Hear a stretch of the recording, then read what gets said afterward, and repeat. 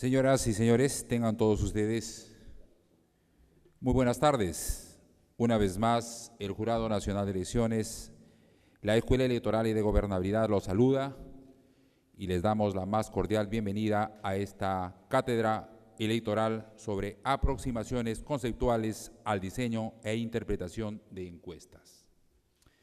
Esta tarde nos honran dos personalidades importantes para la Escuela Electoral que nos acompaña. Uno es el doctor Ismael Crespo, director académico del Máster en Gobernabilidad y Procesos Electorales y del Instituto Ortega y Gasset de España. Y estará como expositor principal el doctor Valentín Carlos Martínez Martín, del Cuerpo Superior de Estadísticos del Estado de España.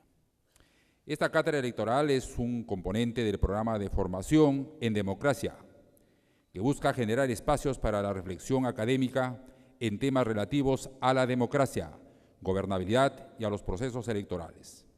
El evento tiene por finalidad compartir con la ciudadanía, partidos políticos, actores interesados en aprendizajes y reflexiones críticos sobre la aplicación de las técnicas cuantitativas e interpretación de encuestas desde la experiencia del Jurado Nacional de Elecciones, del Instituto Nacional de Estadística de España y del Centro de Investigaciones Sociológicas.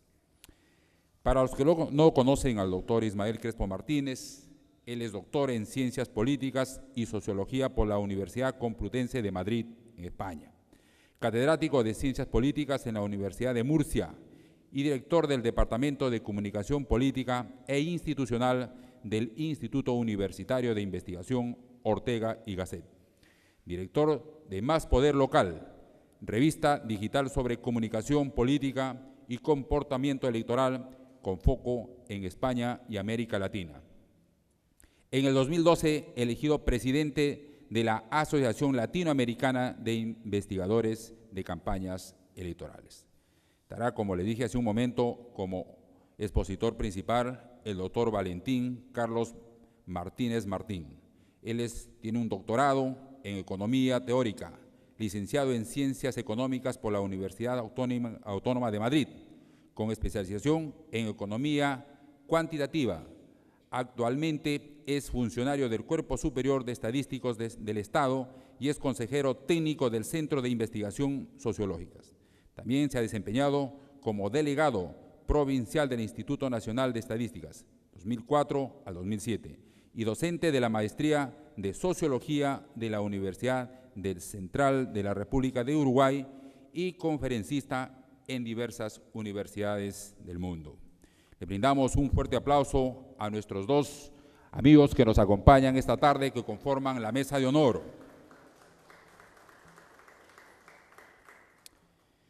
Queda con ustedes, en uso de la palabra, el doctor Ismael Crespo y luego continuará ya con su exposición el doctor Carlos Martínez Martín. Entonces, queda en uso de la palabra el doctor Ismael Crespo. Adelante, por favor. Muy buenas tardes. Muchas gracias por venir a estas horas que no son habituales en las actividades de la Escuela de Gobernabilidad, en la Escuela del Jurado Nacional de Elecciones. Y esto demuestra que el interés que tienen ustedes por la materia que vamos a abordar hoy. Yo creo que es una materia sumamente interesante porque el estudio de la opinión pública, el estudio de los procesos que llevan a la conformación de la opinión pública, es uno de los elementos clave para tener procesos en los cuales podamos formular políticas e ir evaluando las políticas que se hacen desde los gobiernos y que se hacen desde las instituciones. Y es importante conocer cómo se forma esa opinión pública y también cómo podemos medirla, cómo podemos comprobarla y de alguna manera cómo hay procesos técnicos, hay procedimientos técnicos relativamente complejos por los cuales nosotros conocemos lo que piensa la opinión pública, conocemos lo que piensan nuestros conciudadanos. De eso va un poco hoy esta tarde. Vamos a hacer un abordaje más técnico de cómo son los procesos en los cuales se diseñan las encuestas, tanto de la parte de cuestionario, elaboración de las preguntas, pero sobre todo también desde la parte también del diseño muestral. Diseño muestral en el que nuestro invitado de hoy es un especialista, es una persona que ha tenido una trayectoria muy notable en el mundo de no solo de las encuestas, sino de las estadísticas oficiales.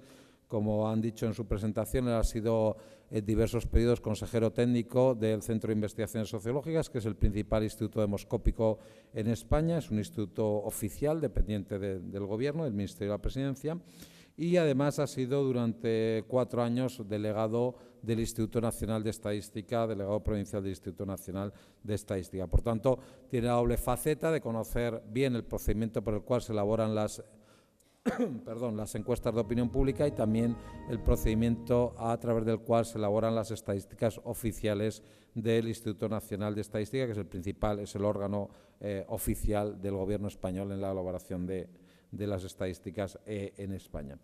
Conocí a Valentín hace ya mucho, hace 17 años. Yo hace 17 años fui director de investigación del Centro de Investigaciones Sociológicas y ahí conocí a Valentín precisamente como responsable del departamento que se encarga de lo que es toda la elaboración, todo el diseño y elaboración muestral, ¿no?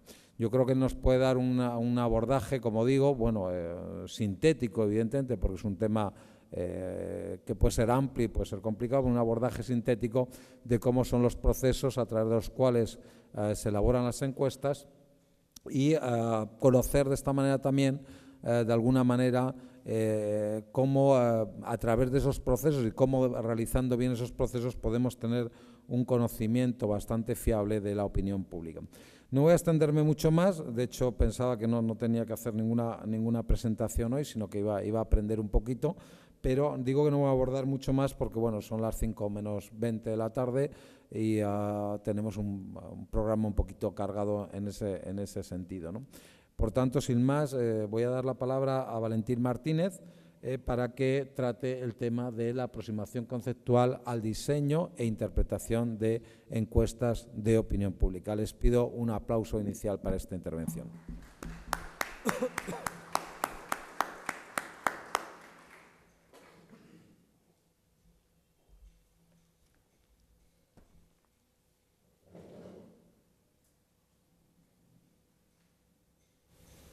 Sí. En primer lugar, muchas gracias por la presentación. Y quería primero agradecer a ustedes su presencia en esta sesión y agradecer también a la Escuela Electoral y Gobernabilidad, así como al Jurado Nacional de Elecciones, el que haya organizado esta sesión y haya pensado en mí como la persona que un poco podía llevarla a cabo. Entonces, espero que esta sesión sea de su interés y inicialmente en el título que pensábamos era aproximaciones conceptuales al diseño e interpretación de encuestas y espero que lo que aquí comentemos sea de su interés y luego después en la parte final podamos establecer algunas cuestiones que puedan a lo largo de la exposición ser abordadas con un poquito más de interés o a lo mejor dar algún detalle que por la exposición se pueda quedar un poco, de lado. Entonces, vamos a empezar con la presentación. Inicialmente, cuando estamos pensando en el mundo de la información y en el mundo de las encuestas, lo que en primer lugar nos tenemos que plantear son una serie de preguntas que son un poco las que he representado aquí en esta primera diapositiva. Así un poco en el plano genérico y que iremos detallando poco a poco, lo que en primer lugar tenemos que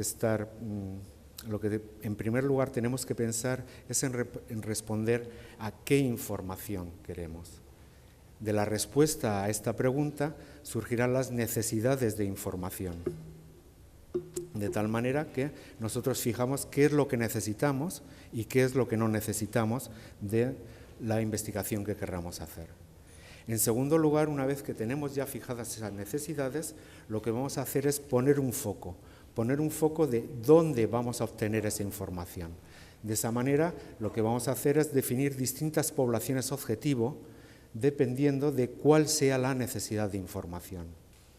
A continuación, una vez que tenemos tanto las necesidades como los focos donde queremos obtener la información, tenemos que decidir qué metodología vamos a utilizar, de la cual el método de encuesta va a ser, un poco al que le vamos a dedicar más tiempo.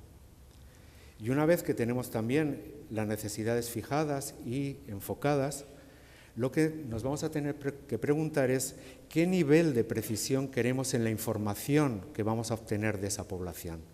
Evidentemente, si nosotros queremos hacer una toma de decisiones, lo que necesitaremos será una información que sea muy fiable. Si nosotros simplemente queremos una información que nos oriente un poco sobre ciertos fenómenos en la sociedad, pues bueno, simplemente con tener una cierta fiabilidad que nos oriente será suficiente. Y por último, pero no lo más importante, tenemos que pensar en qué costes nos va a representar. Tener información no es barato, la información es cara. Entonces, inicialmente, cuando nos fijamos unas necesidades de información y queremos una información a una determinada población, el utilizar una metodología nos puede llevar a tener o no tener el presupuesto suficiente para llevar a cabo esa investigación. Entonces, siempre tendremos que tener en cuenta que, primero, la información es cara y, por supuesto, tendremos que tener, por decirlo de una manera, un presupuesto que nos permita alcanzar las condiciones de fiabilidad y nivel de precisión que se desee. Y por último, y no menos importante, aunque aparezca en último lugar, el concepto de coste-oportunidad es fundamental, sobre todo cuando estamos hablando de las encuestas y sobre todo de la toma de decisiones. Si nosotros tenemos que tomar una decisión, tenemos que evaluar si necesitamos o no necesitamos esa información.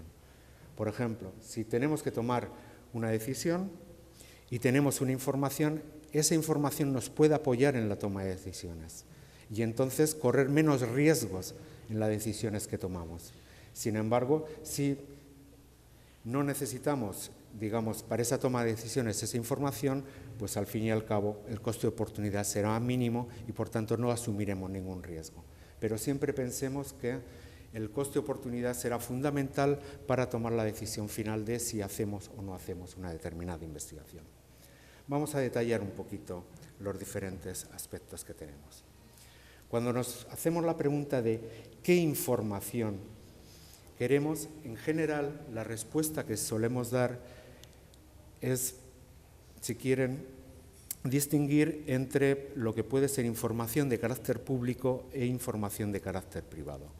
En general, en la sociedad de un país, pues define cuáles son sus necesidades de información. Estas necesidades de información pueden ser de carácter demográfico, pues cuántas personas viven en este país, cuántos nacimientos, defunciones. Pueden ser de carácter económico, cuál es el Producto Interior Bruto de nuestro país, qué volumen tenemos de exportaciones, qué volúmenes tenemos de importaciones. Pueden ser de carácter social, cuántos estudiantes, hospitales,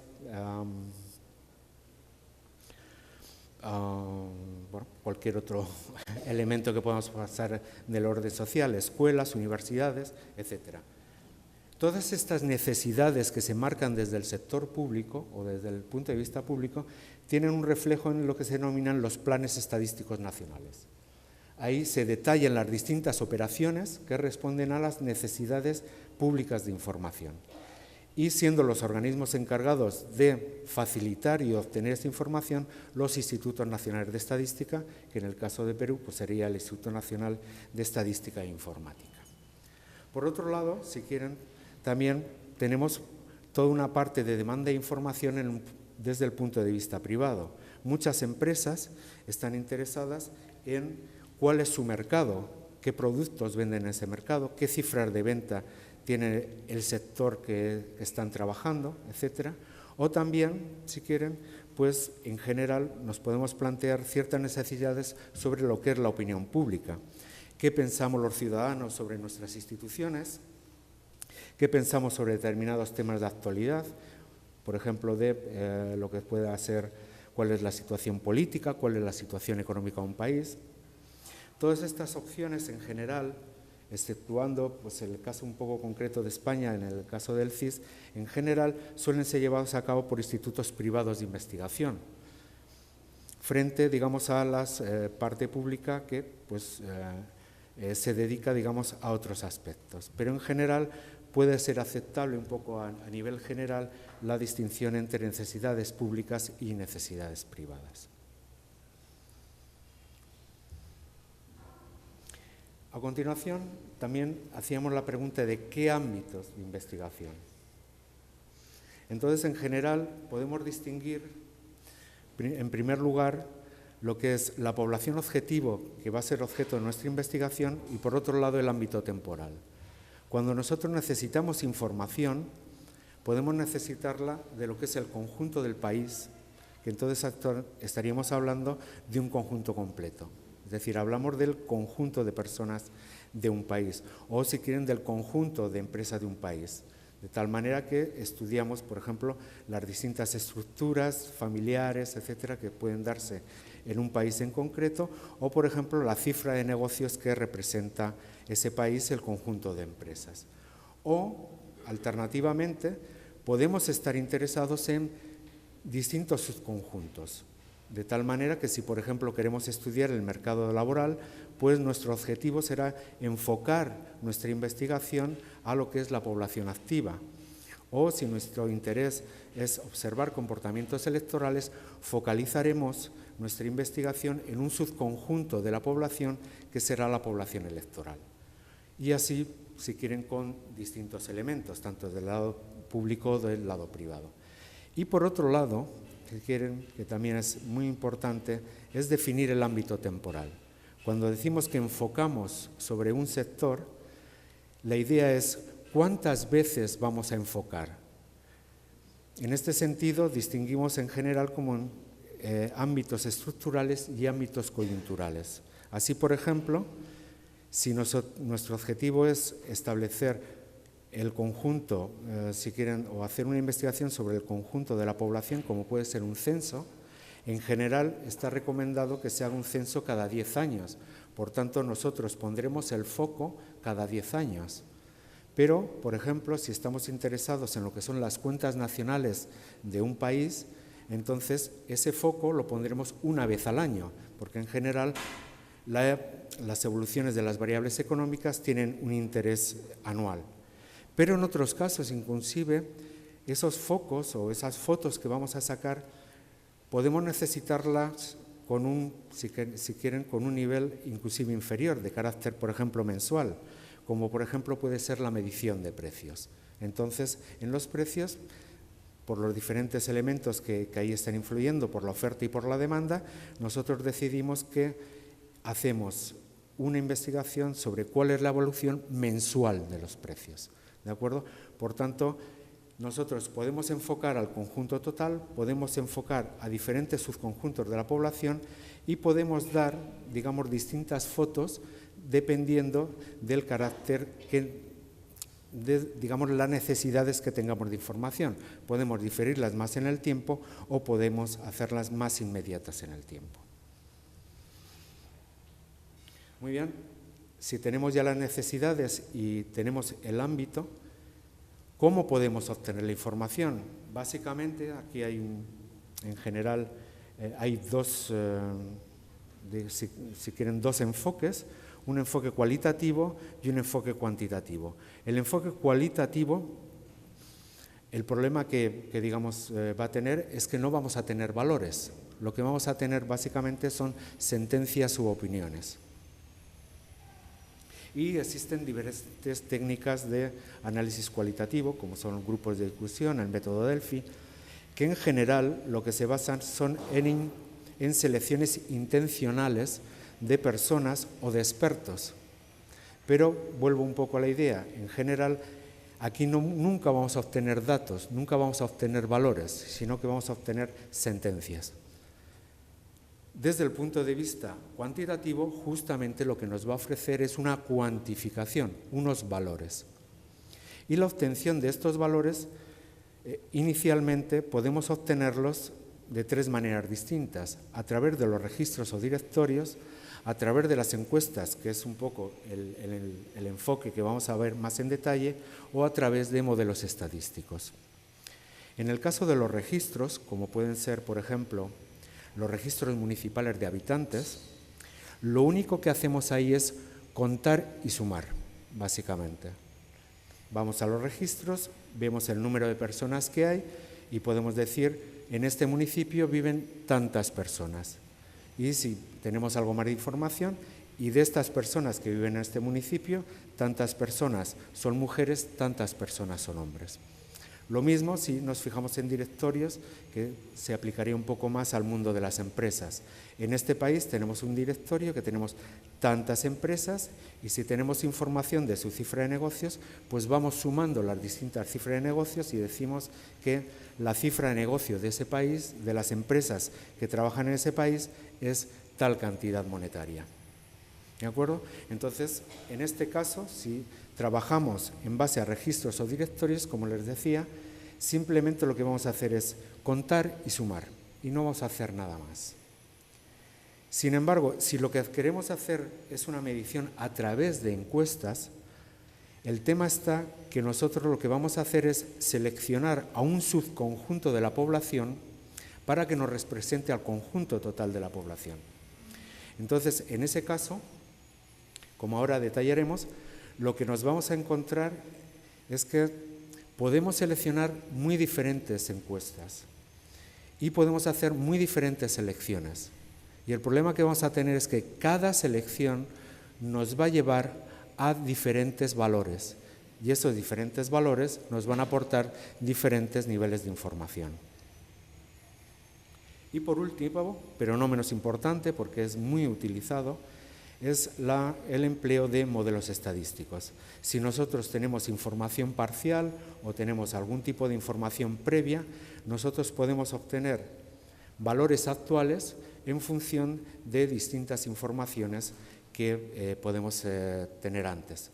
Un ejemplo, si me permiten, es si nosotros queremos saber cuál es la población actual, por ejemplo, de Perú, lo que nos podemos plantear es cuál es el último dato de la población en Perú, sumarle cuáles han sido desde ese momento todos los nacimientos, detraerle todas las defunciones que ha habido y luego después hacer un ajuste por migraciones, de tal manera que hacemos estimaciones de cada uno de esos elementos y al final obtenemos cuál es la población de Perú en la actualidad, ¿de acuerdo? O de cualquier otro país. Entonces, como comentaba, de todas estas metodologías diferentes, nos vamos a focalizar en concreto en lo que son las encuestas, pero todos estos modelos son válidos, ¿de acuerdo? Lo único que, bueno, pues digamos que cuando nos planteamos una investigación siempre nos tenemos que plantear todas las opciones. Cada una de ellas, como se puede imaginar, llevará distintos costes.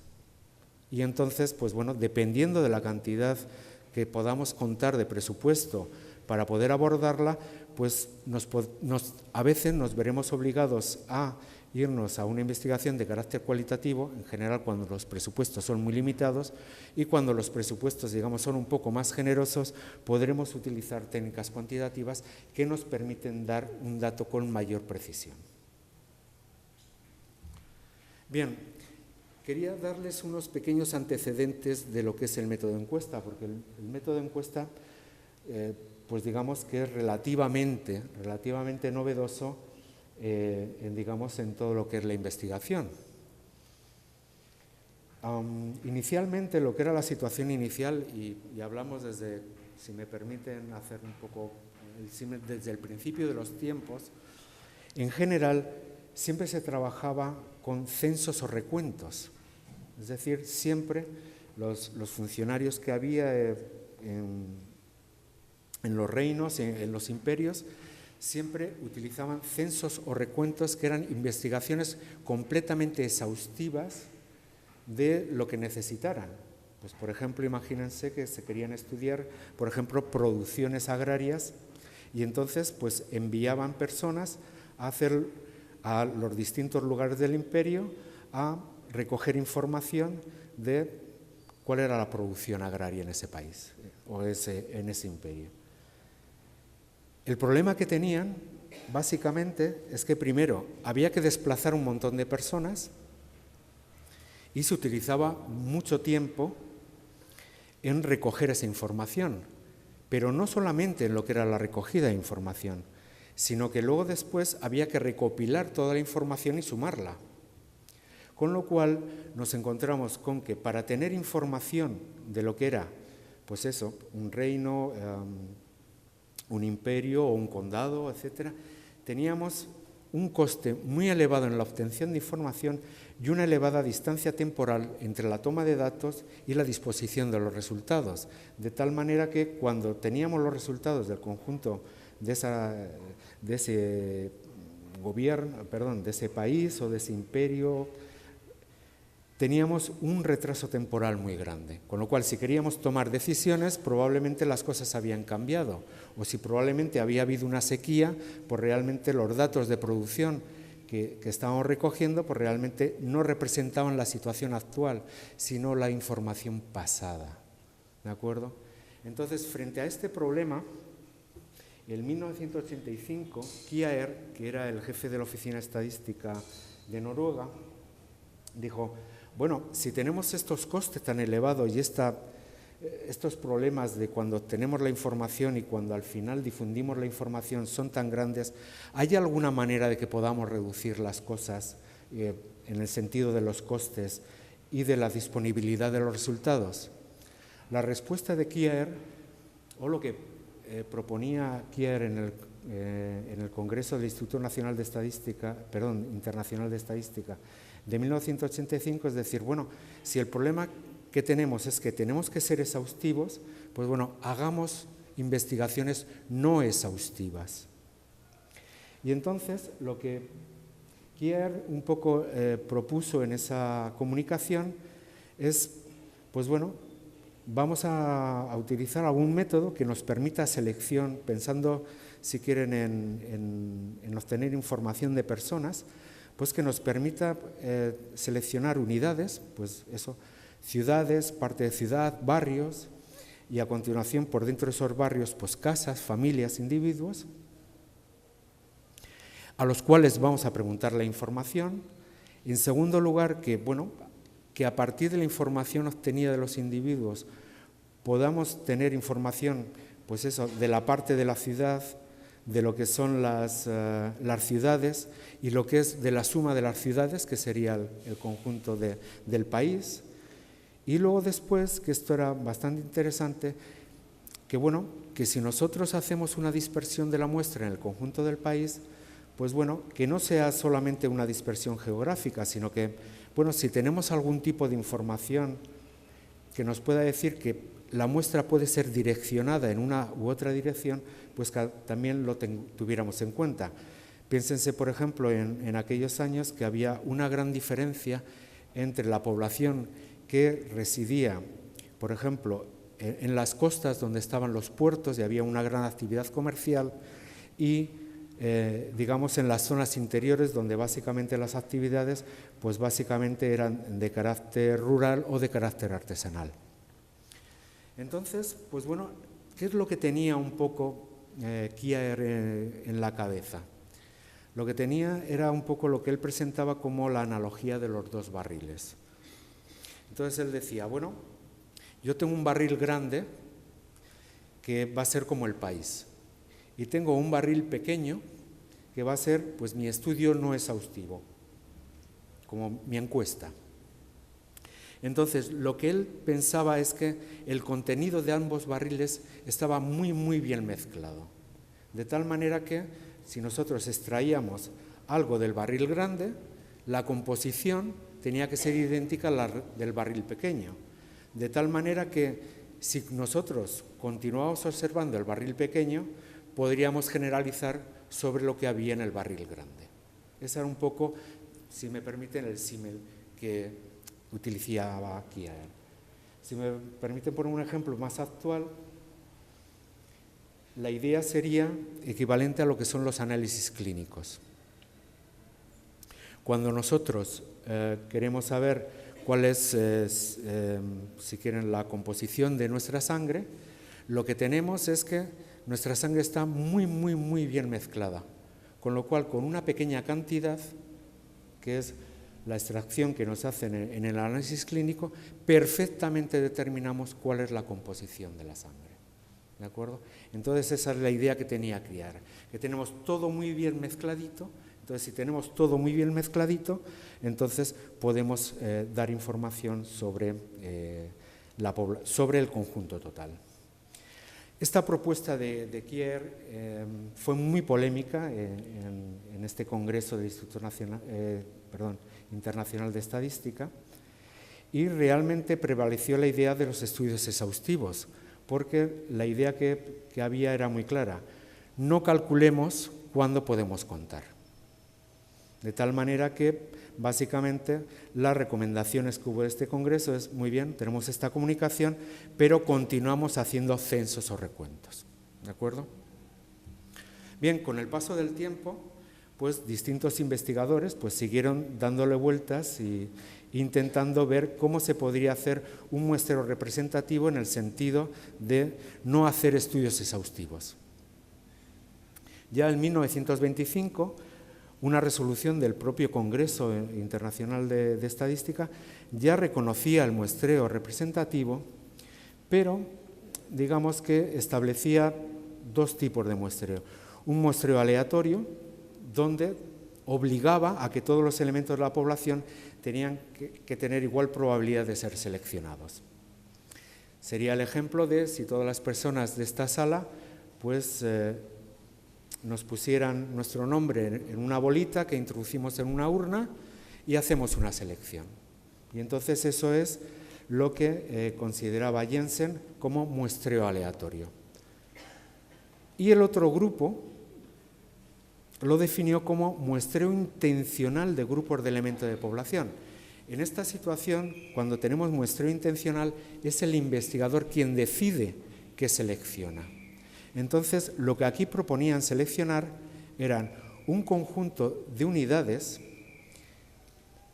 de tal manera que esas unidades estuvieran formadas con características que correspondieran a la población.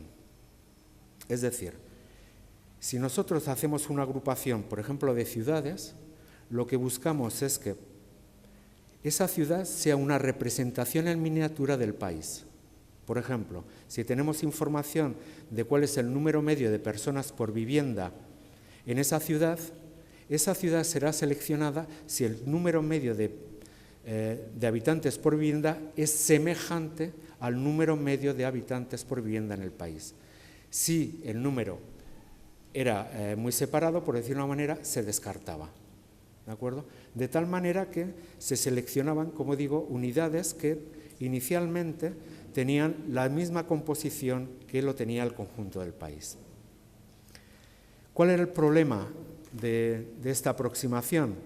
Pues primero que las sociedades evolucionan y entonces si en un momento dado teníamos que una ciudad sí que tenía el número medio, si quieren, de habitantes por vivienda que corresponde al país, pues por distintas razones, pues podían darse, si quieren, enfermedades, podían darse cataclismos, se podía, si quieren,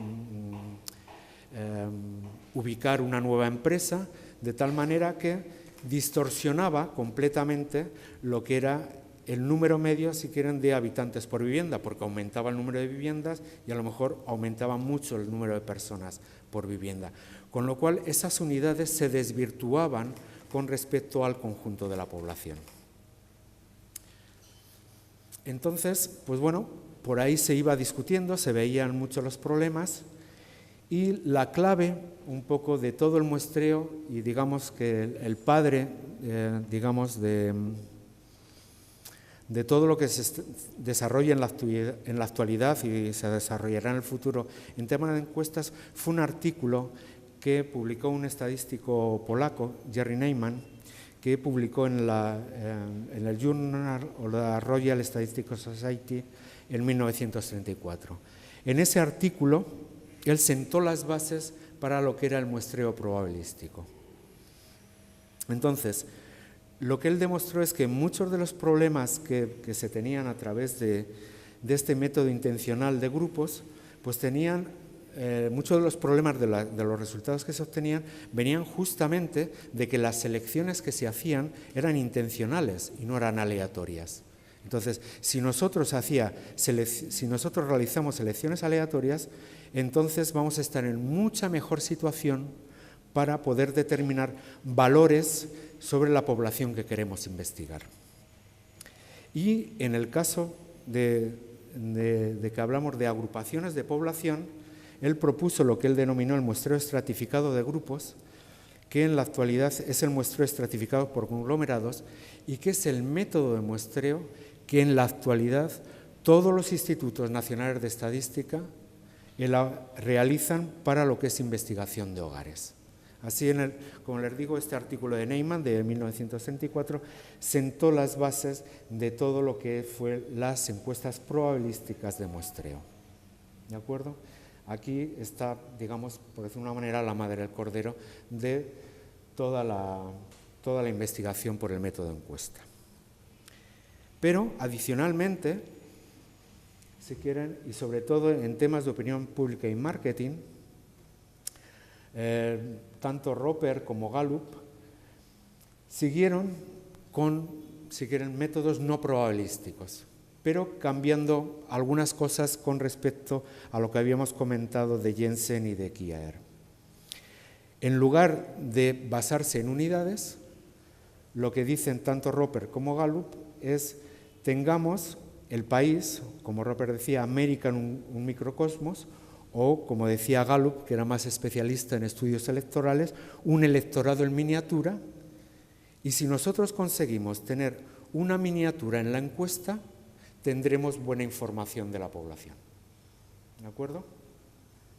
Entonces, pues bueno, básicamente esto se ha continuado desarrollando. Gallup continúa haciendo sus encuestas básicamente de la misma manera que hacía en su momento.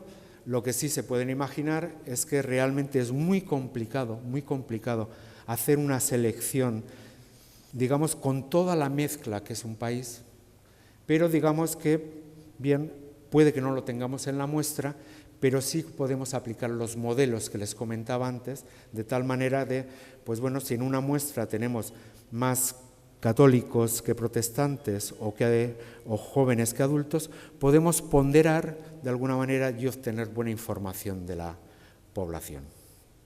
Bien, visto un poquito los antecedentes del tema de encuesta, en la actualidad lo que sí se puede decir es que la encuesta como método representativo está ampliamente aceptado, tanto en el punto de vista público como privado,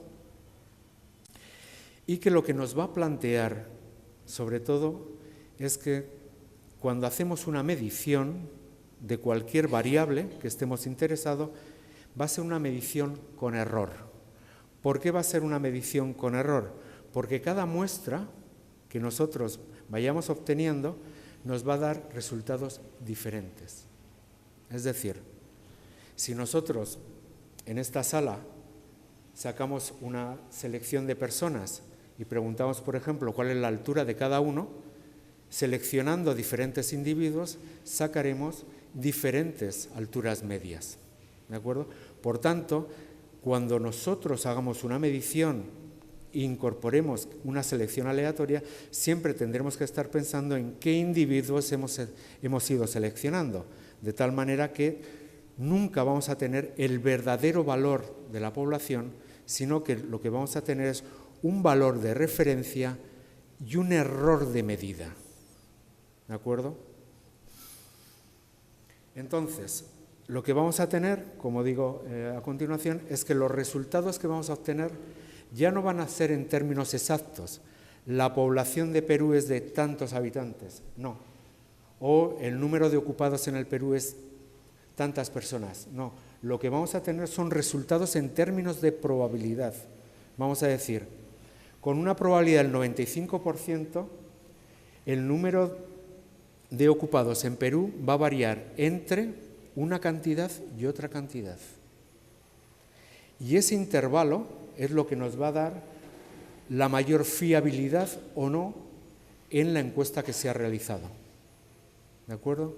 Entonces, la idea clave de cuando hacemos una encuesta es que vamos a medir con error, siempre. Nunca vamos a conocer el dato que corresponde a la población. ¿De acuerdo?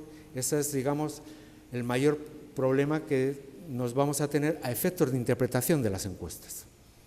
que siempre vamos a tener errores, y errores que, como espero mostrarles, pueden ser en algunas encuestas muy graves. Bien, cuando entonces decidimos que vamos a hacer una investigación por encuesta, lo que tenemos que respondernos a dos cuestiones clave, como les digo. Uno es, ¿cómo hacemos la selección de personas? Y en segundo lugar es, muy bien, hemos hecho la selección de personas, hemos recogido la información, ¿cómo tratamos esa información? ¿De acuerdo? Porque nuestro objetivo es obtener información del conjunto del país, en general. Entonces, vamos a ir resolviendo estas dos cuestiones clave. En primer lugar, ¿cómo seleccionamos los elementos de la muestra? El tema de la selección, digamos, puede ser tremendamente complicado o tremendamente fácil. La idea es construir lo que en estadística denominamos marcos de muestreo, que en el caso concreto, bueno, que se define en general, como lo tienen puesto ahí en la diapositiva, es el listado más completo disponible de los elementos o agrupaciones de elementos de la población que deseamos investigar. Por ejemplo, supongamos que queremos investigar a las personas. Entonces, un marco donde tenemos un listado completo de las personas que viven en un país nos lo puede proporcionar un censo de población. Ahí tenemos todas las personas que viven en un país. También podemos, por ejemplo, utilizar registros administrativos. Nosotros podemos preguntar a los distintos municipios que nos faciliten sus listados de habitantes, de tal manera que ahí tenemos el listado completo de personas que residen en un municipio. O si quieren, también podemos tener listados telefónicos. Ahí tenemos la relación de personas que en un determinado país tiene un número de teléfono y, por tanto, acceso a servicio telefónico. O, por ejemplo, si nosotros queremos enfocarnos en el mundo de las empresas, nosotros podemos encontrar directorios de asociaciones donde pues, figuran todas y cada una de las empresas que forman parte de la asociación y a partir de ahí pues, podemos hacer una selección. O también, como ocurre en muchos casos, podemos utilizar convenios que podemos hacer, por ejemplo, con los ministerios, si quieren, de Hacienda, de tal manera que nos facilitan listados de todas las empresas sobre las cuales tienen que presentar cualquier declaración de impuestos. Entonces, a partir de esos listados, podemos obtener una lista de las empresas que hay en ese país. Y también, si quieren, pues bueno, como las empresas se puede entrar en contacto con ellos, podemos tener todo un listado telefónico de las empresas que tenemos en un país, ¿de acuerdo? Entonces, inicialmente, si nosotros estamos interesados en una investigación por encuesta, lo primero que tenemos que hacer es buscar cuál es el marco que más se acerca a nuestra población objetivo. Si nuestro objetivo es ver o estudiar la población de un país, pues buscar el listado más exhaustivo donde tengamos todas las personas de un país. Si nuestro interés son las empresas, busquemos el listado más exhaustivo de todas las empresas que hay en un país. ¿De acuerdo? Bien, esto sería, si quieren, una pequeña representación de lo que son el marco de muestreo y la población objetivo. Como les comentaba al decir el tema de los marcos, en general lo que vamos a tener es que podemos tener muchos problemas en la construcción de los marcos. Inicialmente en negro tienen lo que es la población objetivo, que sería, pues, por ejemplo, voy a ponerles un ejemplo. Imagínense que nosotros queremos hacer una investigación a toda la población y que utilizamos las guías de teléfonos, pero solamente las guías de teléfonos fijos. ¿De acuerdo? Entonces, nuestra población es toda la población que reside en ese país. Pero nuestro marco es, como les he dicho, únicamente aquellas personas que figuran en los listines telefónicos de telefonía fija. Entonces, por ejemplo, esos listados, ¿qué va a ocurrir con ellos? Que inicialmente van a tener, por un lado, si quieren, más teléfonos de los que nos interesan, porque probablemente esas guías de teléfono estén incorporando lo que serían, si quieren, pues pequeñas oficinas, consultas médicas, pequeños negocios, que inicialmente no sería el objetivo de la encuesta, porque nosotros vamos a las personas. O si me permiten, si se incorporan esas personas, podrían ser localizados a través de los teléfonos, con lo cual tenemos un problema de equiprobabilidad en la investigación. Por tanto, podemos tener problemas de sobrecobertura en ese marco, es decir, tenemos elementos en ese marco que realmente no tenían que estar en el proceso de cobertura. Y por otro lado, si quieren, nos podemos encontrar con falta de cobertura. En las encuestas telefónicas, en el pasado, hace algunos años, había bastantes problemas porque los teléfonos no llegaban a toda la población. Había algunas áreas donde faltaba cobertura telefónica. Entonces, en esos casos, no podíamos acceder a través del teléfono a ciertas personas para investigarlas.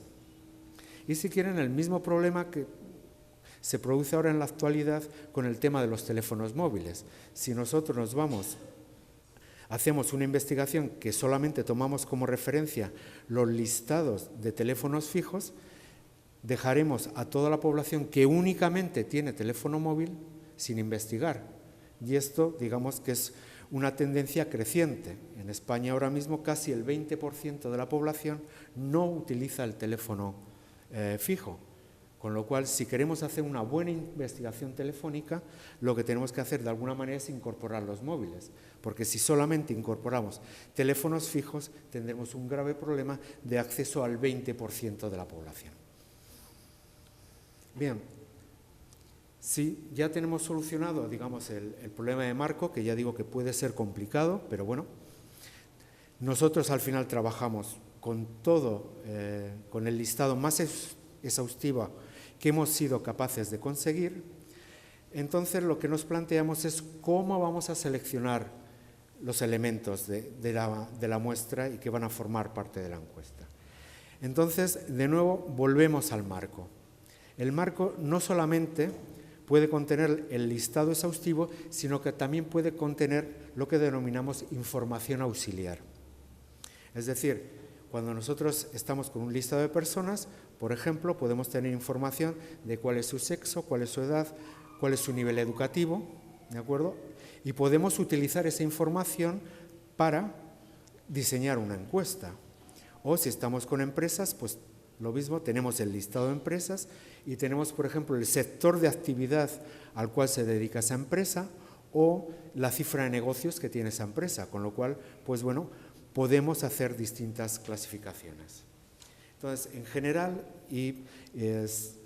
digamos, aunque esta parte puede complicarse todo lo que ustedes quieran, básicamente, si trabajamos con muestreos de elementos, distinguiremos que podemos hacer un muestreo aleatorio simple, como les he comentado, que es la extracción de bolas de una urna, o un muestreo estratificado, que es ya un poquito más sofisticado, que lo que consiste es que nosotros, digamos, hacemos urnas independientes. En lugar de tomar una sola urna, hacemos urnas más pequeñas, donde esas urnas más pequeñas lo que tienen son características comunes. Y esas características comunes nos hacen que tengamos mayor precisión en la estimación.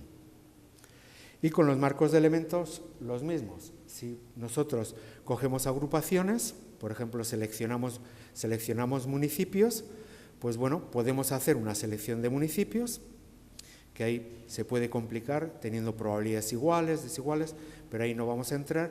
O también podemos clasificar esos municipios, por ejemplo, por su población o por sus características, si son municipios más rurales o municipios más urbanos, de tal manera que conseguimos alguna ventaja de tener unas ciertas homogeneidades en las unidades.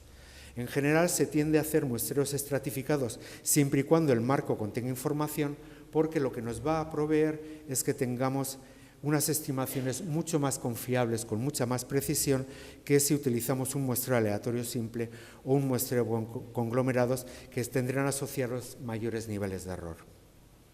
Entonces, la cuestión clave es que tomando como referencia marcos de elementos o marcos de agrupaciones, lo que al final tendremos, si estamos pensando en personas, es que cualquiera de las opciones nos va a llevar a que la probabilidad de que una persona sea seleccionada sea completamente distinta en un muestreo aleatorio simple, en un muestreo estratificado, en un muestreo por conglomerados, un muestreo estratificado por conglomerados. Entonces, esa distinta probabilidad que van a tener los individuos, o si queremos hacer análisis de empresas, las empresas, de ser seleccionados, lo que nos lleva es a definir una forma de tratar la información que va a ser muy particular en cada encuesta. Cada encuesta va a tener su manera de ser tratada la información. Y la manera de ser tratada la información van a ser lo que denominamos unas funciones que vamos a denominar estimadores. Simplemente aquí les pongo una expresión de un estimador de lo que es una proporción en la población. Pues imagínense, pues eso, la proporción de personas que están en paro en un determinado país o la proporción de personas que declararon haber votado una cierta opción política, cualquier porcentaje que se puedan imaginar, ¿de acuerdo? Como ven aquí, lo que tienen el símbolo pi sub i, ahí tienen la probabilidad de selección de cada una de las personas. Dependiendo, como les comentaba antes, ese valor de pi sub i va a ser diferente y, por tanto, va a ponderar el valor de recogida de manera diferente. Pero, digamos, lo que a mí más me interesa es darles qué propiedades tienen que tener estos estimadores. Porque o tienen unas determinadas propiedades o, si no, los valores que podemos obtener de esa muestra puede ser cualquier cosa. Entonces, a todas estas funciones que podemos utilizar y que utilizamos, lo que les vamos a pedir son dos propiedades. Una primera propiedad que es la insesgadez y otra la segunda propiedad que es la consistencia. La insesgadez lo que nos dice es que el valor medio de todas las posibles muestras que puedo seleccionar tiene que ser el verdadero valor en la población. Y en segundo lugar, la consistencia es que si nosotros incorporamos nueva información, o sea, si aumentamos, si quieren, el tamaño de muestra, el meterlos dentro del estimador lo que nos tiene es que acercar al verdadero valor, no alejarnos. ¿De acuerdo? Vamos a ver una pequeña representación gráfica. Estos gráficos se los tengo que agradecer a un compañero del Instituto Nacional de Estadística, a Carlos Pérez Arriero, que es el responsable de muestras del Instituto, de muestras a hogares del Instituto Nacional de Estadística. Entonces, para ver estos dos conceptos de insesgadez y consistencia, él elaboró, a partir de un censo de población del 2001, y tomando un municipio de España, Lorca, lo que hizo fue hacer simulaciones de cómo serían los resultados de utilizar distintos tamaños de muestra, tamaño 500, 1000, 5000, 10.000, para ver cómo es, qué valor le daría la tasa de paro y la tasa de actividad. Entonces, en el primer caso, consideró muestras, si quieren, pequeñas de tamaño 500 y seleccionó 1000 muestras de tamaño 500. Entonces, cada uno de los puntos azules que ven es el resultado que tiene cada una de las 1000 muestras de 500 individuos cada muestra. El valor medio de todas las muestras es el punto rojo. ¿De acuerdo? Entonces, con una muestra de 500, como ven, hay mucha dispersión alrededor del punto rojo. ¿De acuerdo? Tenemos, pues eso, inclusive algunos valores que están bastante alejados del punto rojo. Si en lugar de considerar muestras de tamaño 500, nosotros tomamos muestras de tamaño 1000, fíjense lo que ocurre. La variabilidad disminuye mucho y entonces todos los puntos, recuerden que cada uno de los puntos aquí representan los valores de tasa de paro y tasa de actividad de 1000 muestras de tamaño 1000.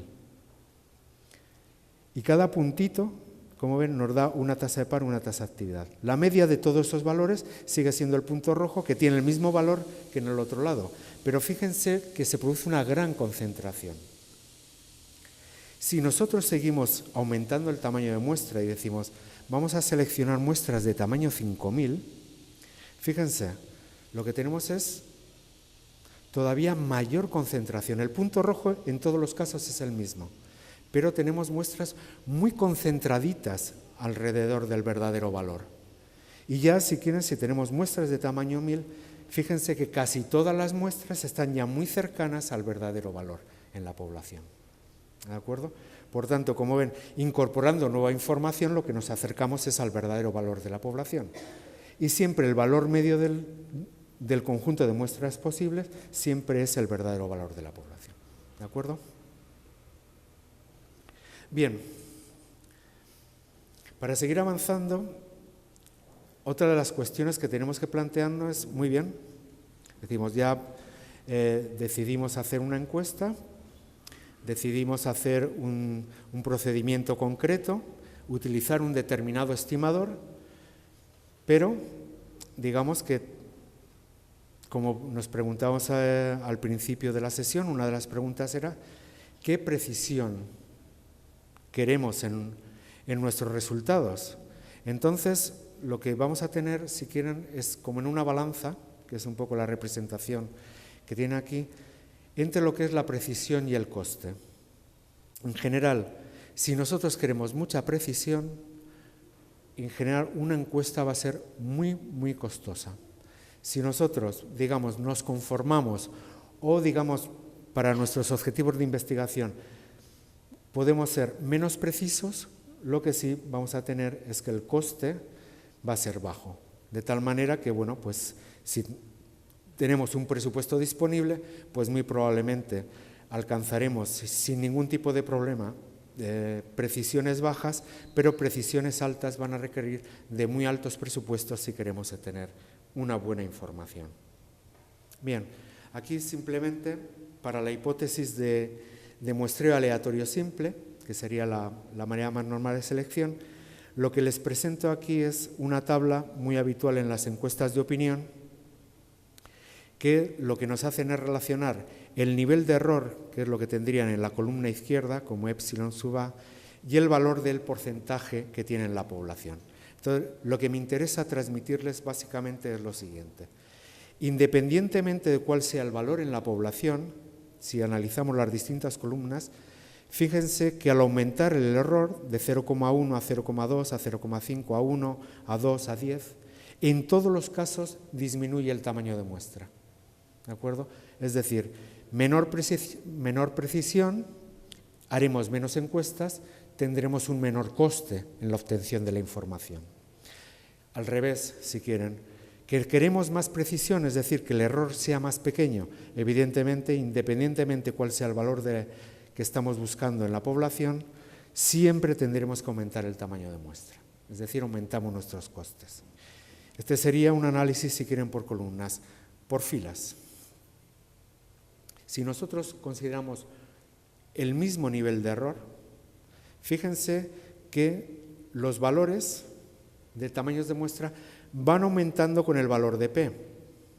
Para el 1% es 36.000, para el 2% es 78.000. Así hasta que vamos al valor de 50, que es 1.000.000. Y si vamos avanzando, tenemos las mismas cifras al revés. De tal manera que al final, con el 99%, tenemos las mismas cifras que corresponden al 1%. Es decir, cuando nosotros buscamos una proporción en la población, o una característica, en la población, que es dominante en el sentido que es el 78% o poco dominante, podremos trabajar con muestras bajas. Pero como el porcentaje que estemos buscando sea cercano al 50%, necesitaremos muestras mucho más fuertes. ¿De acuerdo? Simplemente es porque para tener mejor información, cuanto más cerca esté el valor objetivo, más problemas tendremos de definir cuál es su valor. Pero si hay una característica que es muy clara, esa característica siempre va a ser bien medida y necesitaremos menor tamaño de muestra. Si es una característica que, digamos, hay competencia en la población, por decirlo de una manera, tendremos que irnos a tamaños de muestra elevados. ¿De acuerdo? Bien, entonces, para resumir un poquito lo que hemos venido haciendo hasta el momento, es que tenemos una población, nosotros vamos a trabajar sobre un marco y sobre ese marco vamos a extraer una muestra. Fijémonos que si nosotros no depuramos bien el marco, el tema está que nuestra muestra va a contar con elementos que no son de interés en la investigación, ¿de acuerdo? Y por el lado de la falta de cobertura, nunca la muestra nos va a dar ninguna información. Sí que podemos obtener algo de información de los elementos que, digamos, hemos introducido de más, pero nunca de los que no hemos introducido, ¿de acuerdo? Bien, este sería un caso, si quieren, de distribución de la muestra. Hemos ya tomado un tamaño de muestra y, bueno, pues aquí tendríamos una distribución espacial de la muestra, a partir de la cual, digamos, podemos plantear una logística, si quieren, para implementar la recogida, porque al final, pues eso, tenemos que llegar a las empresas, tenemos que llegar a las personas que son las que nos van a facilitar la información. Bien, entonces, aquí lo clave, si quieren, en todos los aspectos, tanto de obtención de información como de coste de la encuesta, es cómo vamos a llevar a cabo la encuesta. Si vamos a hacer encuestas personales, es decir, vamos a enviar a un entrevistador a hacer las encuestas, o vamos a utilizar, si quieren, por ejemplo, el teléfono, porque la interacción y los costes que vamos a tener van a ser completamente distintos. No he incorporado también que existe, si quieren, el hacer una encuesta vía correo, ¿de acuerdo? Porque en general están muy en desuso y no se suelen ya utilizar. Pero en la encuesta personal tenemos dos opciones, básicamente. Primero, si quieren, es la encuesta más costosa de todas, porque tenemos que enviar físicamente a una persona a hacer una entrevista. Entonces, podemos hacer dos cosas. Una es darle al entrevistador el nombre y la dirección de una persona, que por ejemplo pues resida en Madrid, resida en Barcelona, o resida en Lima, resida en Trujillo, y le damos el nombre y la dirección para que le vaya a encuestar, con un nombre y un apellido. Resultado de, pues eso, a partir del marco que hemos sacado el nombre de esa persona y la identificación de su dirección. O alternativamente, si no disponemos de ese listado, lo que podemos hacer es facilitar a los entrevistadores un área de trabajo a partir de la cual, con unas indicaciones que ahora veremos, el entrevistador pueda seleccionar aleatoriamente personas y realizar la entrevista. ¿De acuerdo? Y por el lado de la encuesta telefónica, si queremos, tenemos dos cosas equivalentes. Podemos hacer una selección aleatoria de número de teléfono y, bueno, pues preguntamos a la persona del otro lado de la línea, sin ningún problema. O, que es el método más utilizado, sobre todo en encuestas electorales, al entrevistador le decimos, bueno, llama a esta zona y en esta zona selecciona a las personas con unas cuotas, con unas condiciones. Por ejemplo, le podemos decir que pues a la persona que está llamando pues sea de un determinado sexo y edad, y en el caso de encuestas electorales, que en las últimas elecciones hubiera votado una determinada opción política. ¿De acuerdo? Entonces, bueno, más o menos con estas con estas modalidades, pues podemos hacer selección de encuestas. Vamos a ver un poquito qué ocurre en estas dos situaciones, que son un poco las más habituales, porque ya digo que en general no disponemos de un listado con todas las personas y en general, pues bueno, cuando estamos con teléfonos, como les he comentado, tenemos muchos problemas de falta de cobertura, que no quita que se hagan encuestas, pero digamos que habrá que ser más cautelosos.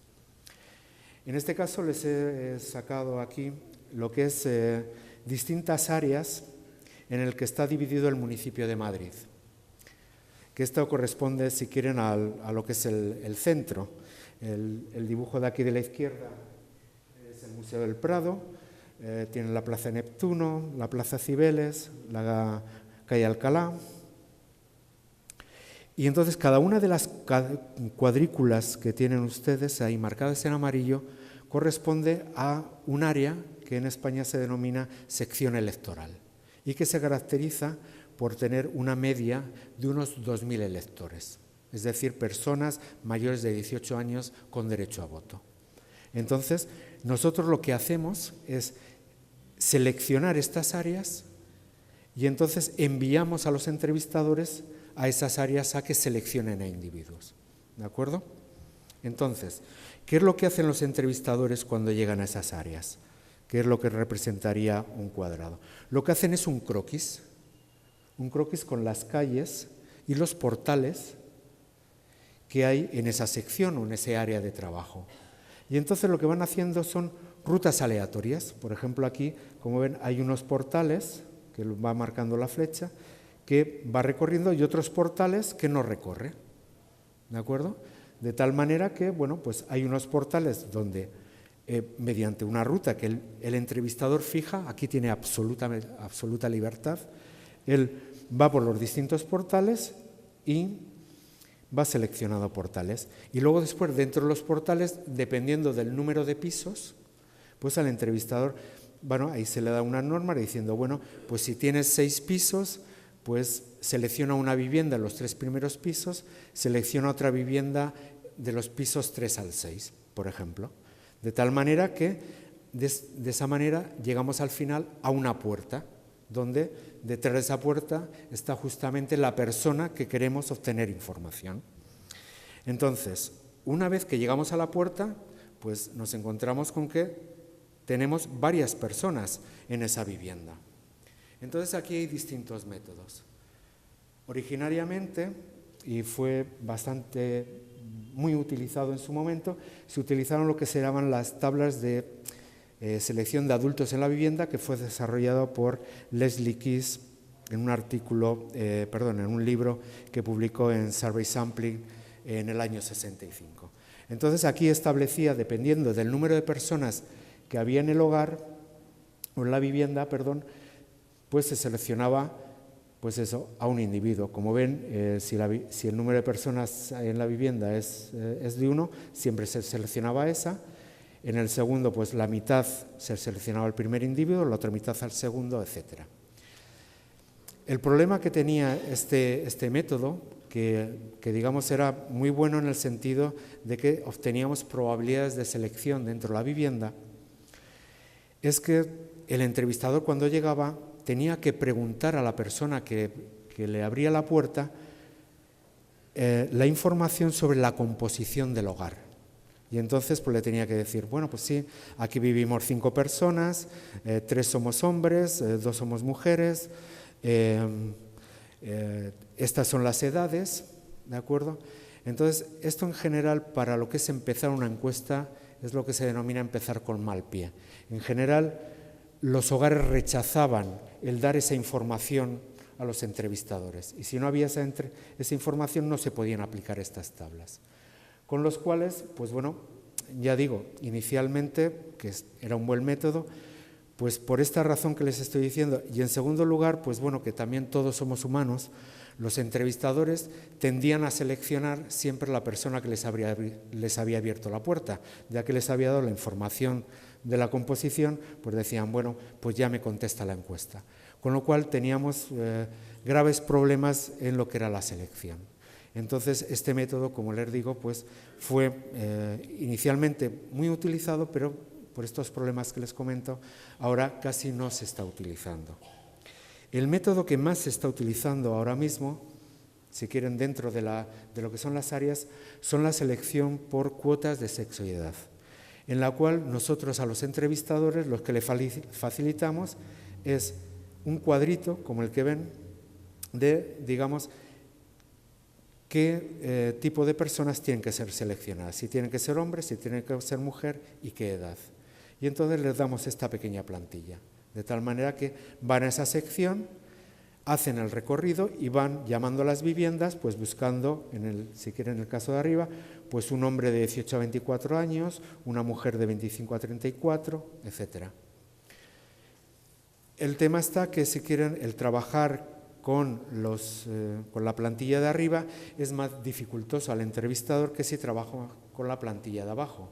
Porque, por ejemplo, si en una vivienda abre la puerta y encuentra una mujer, por ejemplo, de 18 a 24 años, con el primer sistema nunca podría entrevistarla, pero con el segundo sistema, como ven, sí que podría tomar 5 mujeres y una persona de 18 a 24 años, con lo cual el segundo método, si quieren, es más flexible. Con el primero, lo que hacemos es garantizarnos de que si se recogen todas las cuotas, la suma de todas las cuotas corresponde a la distribución por sexo y edad en la población. Con esta otra no nos garantizamos esa distribución conjunta, pero sí nos garantizamos lo que es la distribución marginal, por edades y por sexo, ¿de acuerdo? Pero nunca la distribución conjunta.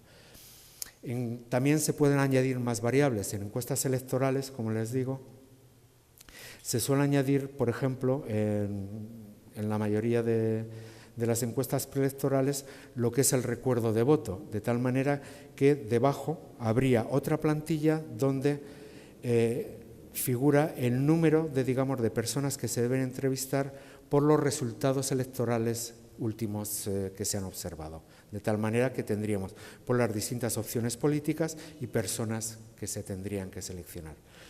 La cuestión está que cuantas más condiciones pongamos, lógicamente, más dificultoso haremos el trabajo de los entrevistadores. Bien, entonces, continuando con nuestra representación gráfica, lo que al final vamos a tener, tenemos ya la muestra, y al final lo que vamos a tener es que esa muestra que hemos recogido, al final, como se puede imaginar, habrá individuos, habrá personas que quieran colaborar con la encuesta y personas que no quieran colaborar con la encuesta, o personas que sea imposible localizar para hacer la encuesta. Con lo cual, al final, si nosotros teníamos previsto una cantidad de información, en general vamos a tener menos cantidad de información, que es lo que he delimitado ahí como grupo de respuesta, y vamos a tener una falta de respuesta. Y digamos que esto va a ser especialmente grave, o muy grave, si me permiten. Porque lo que vamos a tener es la siguiente pregunta que, digamos, nos va, en general, cuando hay mucha falta de respuesta, nos va a doler mucho. ¿Tiene un distinto comportamiento las personas que no han colaborado? Porque lo que sí tengo es la información de los que han colaborado, pero no tengo la información de los que no han colaborado. Con lo cual, como investigador, puedo tener mis temores de decir, bueno, que aquí me falta un grupo significativo de la población, de la muestra, que me está representando al conjunto de la población, y como tenga alguna característica, pues bueno, pues mal voy como investigador, o digamos, la encuesta puede tener problemas. Entonces, les presento simplemente de lo que son, por ejemplo, los barómetros de CIS, que hacemos a través del método de rutas aleatorias y cuotas de sexo y edad. Esto es un resumen de distintas incidencias que ocurren a los entrevistadores en lo que es la recogida de información. Inicialmente, nuestro objetivo son conseguir 2.500 entrevistas, ¿de acuerdo? Y fíjense que, así globalmente, pues entre los distintos problemas que tiene, pues eso, como les decía, pues hay portales donde el portero o hay un portero automático y no pueden entrar en el portal, hay viviendas donde no hay nadie o nadie quiere abrir la puerta. En total hay 54.148 incidencias para al final conseguir 2.479 encuestas. Entonces, fíjense, si me permiten resumirlo, vamos a suponer que esas 54.000 son viviendas. Si estos son viviendas, implica que para conseguir 2.479 entrevistas he tenido que visitar 54.148 viviendas, es decir, casi 22 viviendas para conseguir una entrevista. ¿De acuerdo? Es muy difícil conseguir entrevistas. La colaboración en general es bastante dificultosa. Comparando, si quieren, y para darles dos referencias más del grado de dificultad que es obtener información a través del método de encuesta, comparo lo que son la parte presencial, es lo que les acabo de mostrar ahora, y digamos, si nosotros hacemos encuestas telefónicas. Tenemos nosotros una encuesta telefónica que hacemos mensualmente y que el objetivo es conseguir 1.400 entrevistas. Fíjense, tenemos que hacer 50.976 llamadas para conseguir 1.400 entrevistas. Es decir, que para conseguir un cuestionario necesitamos hacer 36,4 llamadas. Es tremendo. Hay una, si quieren, falta de colaboración tremenda en lo que, si quieren, son las encuestas, estas dos que son encuestas de opinión. Pues eso, que hay un alto grado de, si quieren, de resistencia, vamos a decirlo así, a colaborar en una encuesta. En el caso del Instituto Nacional de Estadística, que son encuestas absolutamente probabilísticas, que sí que se basan en listados y hacen selección aleatoria de individuos, fíjense también el tamaño. La muestra objetivo es, en la encuesta de población activa, son 90.874 viviendas. Pero el Instituto Nacional de Estadística no hace sustituciones. Él va a esa vivienda y o encuesta esa vivienda o no encuesta ninguna. Con lo cual, el problema que tiene el Instituto Nacional de Estadística no es ya de esfuerzo, sino es un problema muy grave de pérdida de muestra. En las encuestas que hacemos en el CIS, como ven, la muestra realizada está muy cercana a la diseñada. Teníamos 2.479 sobre 2.500, es decir, un 99,2%. En el caso de las telefónicas, recogemos la cantidad que tenemos prevista, pero en el caso del INE, como ven, solamente se recogen 61.000 entrevistas, ¿de acuerdo? Por lo tanto, hay un problema grave de que casi un 33% de los hogares no colabora en la encuesta más importante que estudia el mercado laboral español. Con lo cual, pues, digamos que tenemos problemas en lo que es la recogida de información y, por tanto, como les voy a enseñar a continuación, en la información que obtenemos de esas encuestas. Bueno, simplemente en este gráfico, por reseñarles un poco cómo ha ido los problemas de recogida. Si en 2004, más o menos, estábamos teniendo una media de, pues, vamos a decir, 17 viviendas para conseguir un cuestionario, pues como les mostraba antes, ahora estamos en 2012 con que tenemos que visitar unas 22 viviendas para conseguir un cuestionario. Y digamos que la situación, y no quiero ser malagorero, pero es que probablemente la falta de colaboración de los hogares siga aumentando y los esfuerzos que tengamos que hacer para conseguir esa información sea cada vez más fuertes, ¿de acuerdo? Con lo cual, pues bueno, aparte de hacerlo más costoso, si quieren, también la carga de trabajo para los entrevistadores es muy fuerte, ¿de acuerdo? Porque el que te llegues a una puerta y te den con la puerta en las narices, pues la verdad que no es muy agradable. Entonces, pues bueno, que sepan que es eso, que cada vez parece que tenemos más resistencias por parte de la población a aceptar ser entrevistados, ¿no? Bien, entonces ya hemos recogido la información y, digamos, pues vamos a ver qué es lo que nos ofrece una encuesta. Y aquí les ofrezco dos resultados que quiero analizar con un poquito en detalle, que es, por un lado, la información que nos da la EPA y otro la información que da el CIS. Y viene referida al error de muestreo, es decir, al indicador que tenemos de variabilidad de la información. Entonces, vamos a ver un poco cómo interpretamos estos datos, porque recuerden que incidí sobre ello, siempre hacemos medición con error. Entonces, fíjense, voy a coger la parte de ocupados. En la EPA, el dato que publica la EPA, estos datos del primer trimestre de este año, nos dice que el dato publicado en EPA es que en España hay un total de 14.334.100 personas ocupadas, ¿de acuerdo? Y eso se mide con un error de muestreo de 0,32. Bien.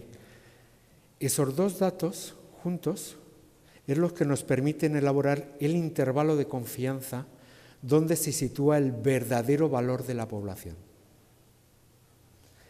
El verdadero valor del número de ocupados en España estaría entre 14.244.200 y 14.424.000 personas.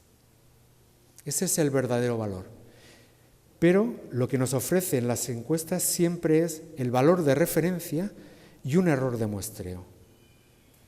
Lo que pasa es que ese error de muestreo, al ser pequeño, lo que nos conduce es que ese intervalo de confianza sea estrecho. Si ese intervalo de confianza es estrecho, será más confiable que si, digamos, el intervalo fuera más amplio. ¿De acuerdo? Entonces, si eso lo evaluamos, si quieren, en porcentajes, tendríamos que el 43% de la población activa española está ocupada.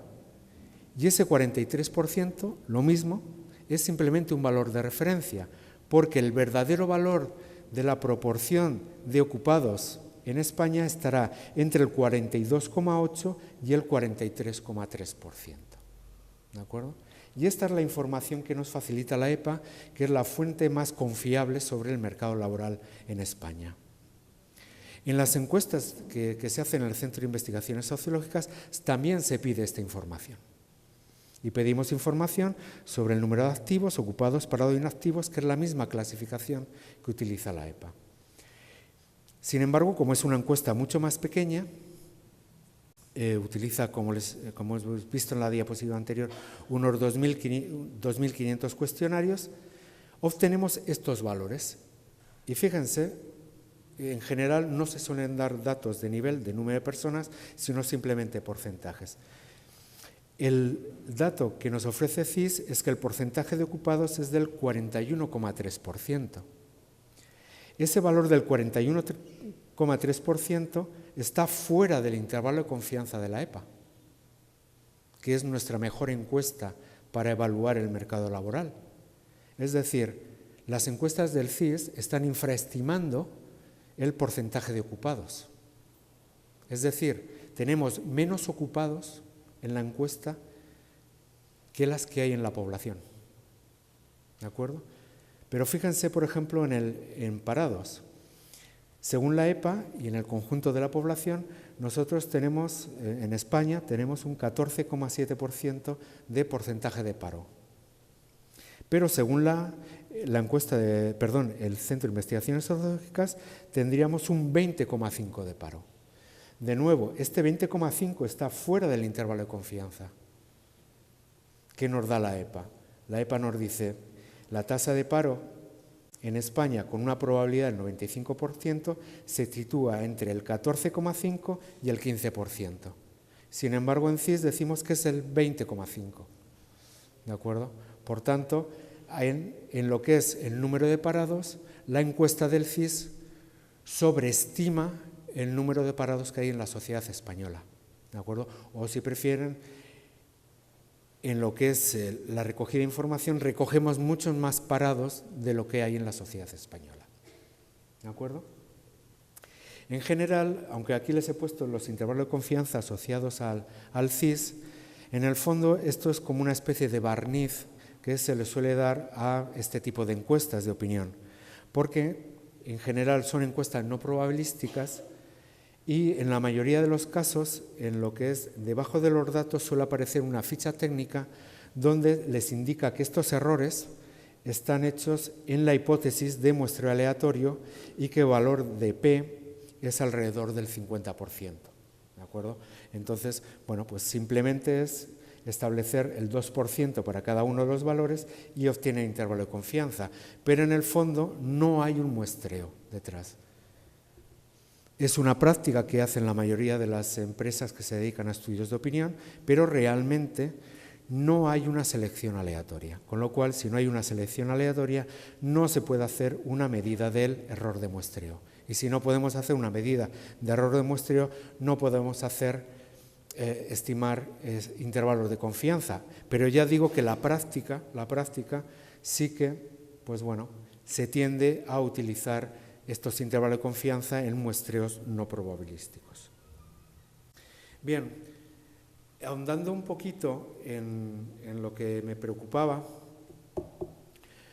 en el proceso de recogida de información, pues eso, teníamos una parte de información que no recogíamos. Entonces, esa parte, en general, suele haber en muchos estudios, sobre todo si quieren, de las muestras probabilísticas, toda una parte que se dedica a que son errores ajenos al muestreo. Y que ahí están recogidos básicamente dos conceptos.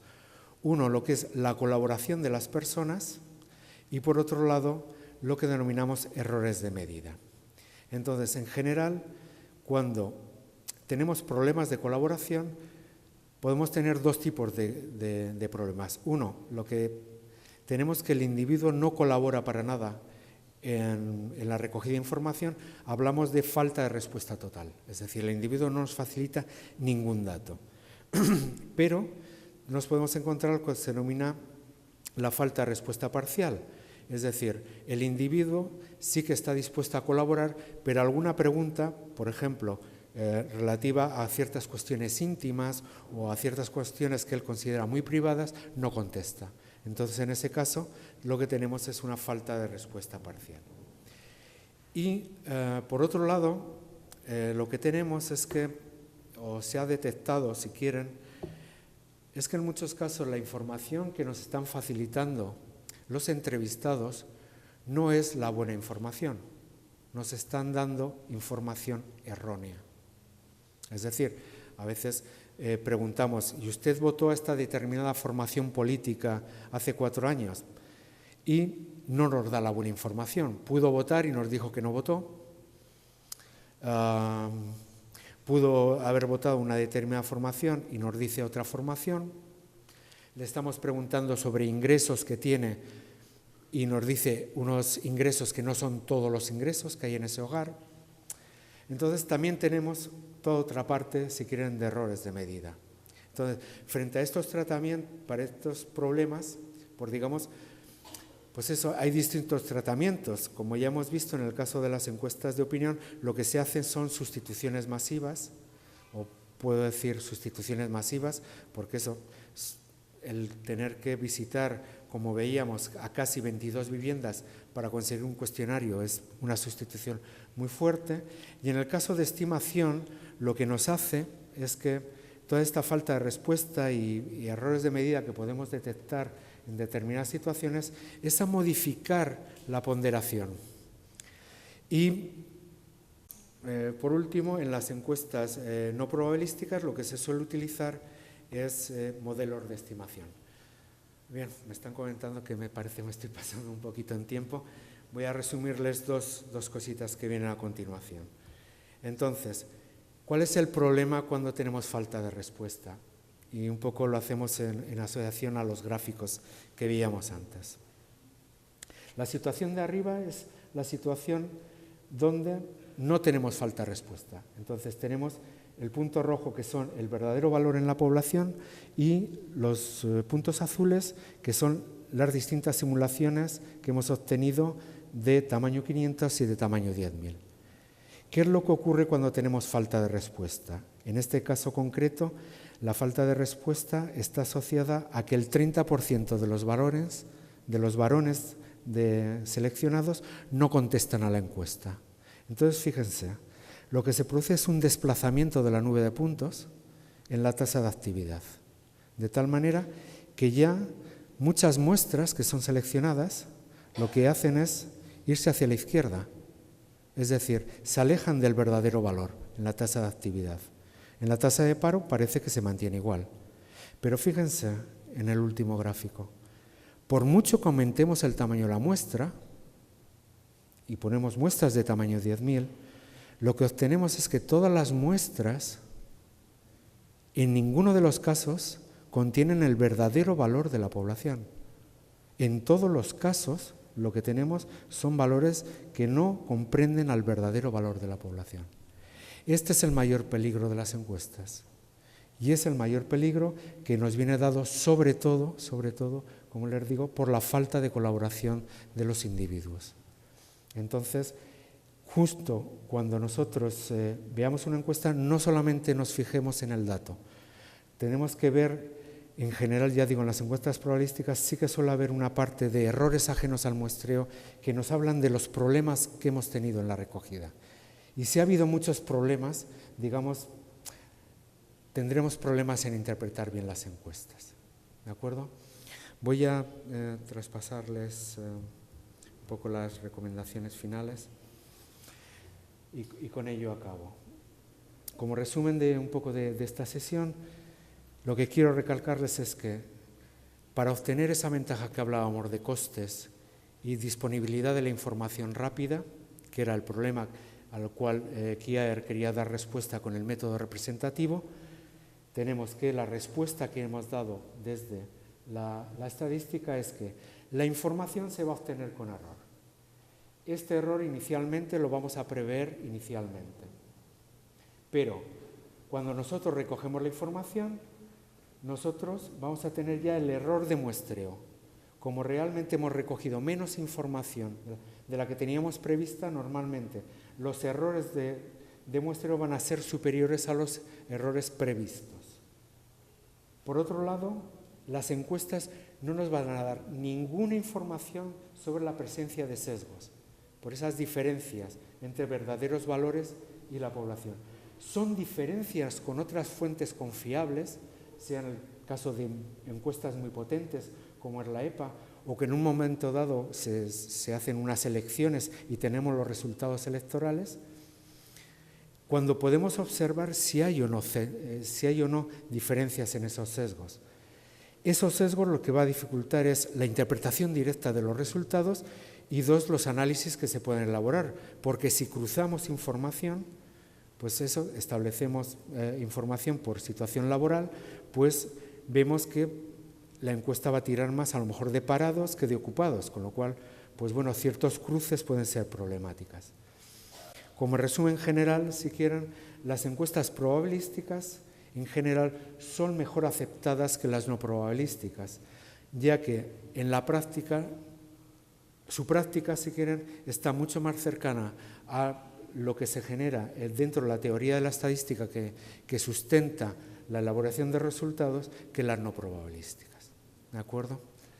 Bien, pues simplemente me queda agradecer su interés y su atención y bueno, espero que haya sido de su interés y estoy a su disposición.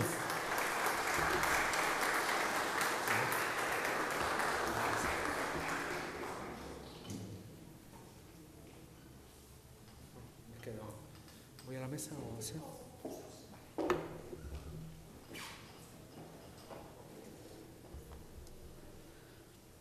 Muy buenas noches con todos. En nombre de la Escuela y del Jurado Nacional de Elecciones, agradecerles su asistencia esta tarde. Especialmente agradecerle al doctor Ismael Crespo y al doctor Valentín Martínez por habernos brindado su tiempo y conocimientos esta tarde. Esperamos en un futuro contar nuevamente con la participación tanto de nuestros expositores como de todos ustedes en cada una de nuestras actividades. En este momento quisiera entregarle un certificado de agradecimiento al doctor Valentín Martínez por su tiempo y dedicación en esta presentación.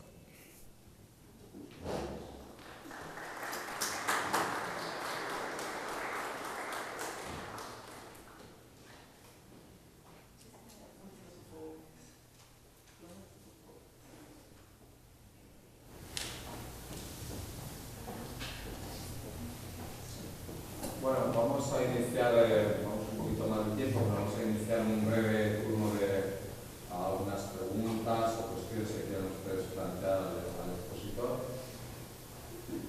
No sean tímidos. Por ahí hay una, ahí atrás. Sí. Doctor. Por aquí, nos las traen en papel, que bien. Bueno, a ver si las puedo traducir. Esta tiene 7 folios.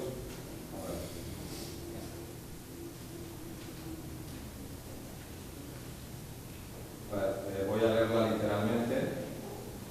Sus comentarios sobre cómo formular preguntas en encuestas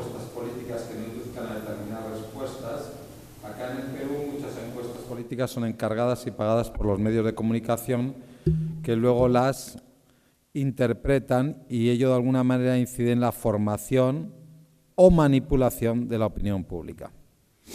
Bueno, no es una pregunta, pero es una observación. Y la otra cuestión, si quiere, le digo las dos cuestiones que tenemos. ¿Cuáles son las nuevas tecnologías y procedimientos para la realización de estudios de opinión? ¿Cuáles son las nuevas tecnologías, si hay nuevas tecnologías o nuevos procedimientos para la realización de estudios de opinión?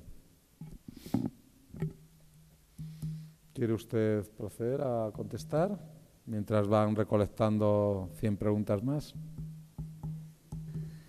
Bien, contestando a la primera pregunta, realmente,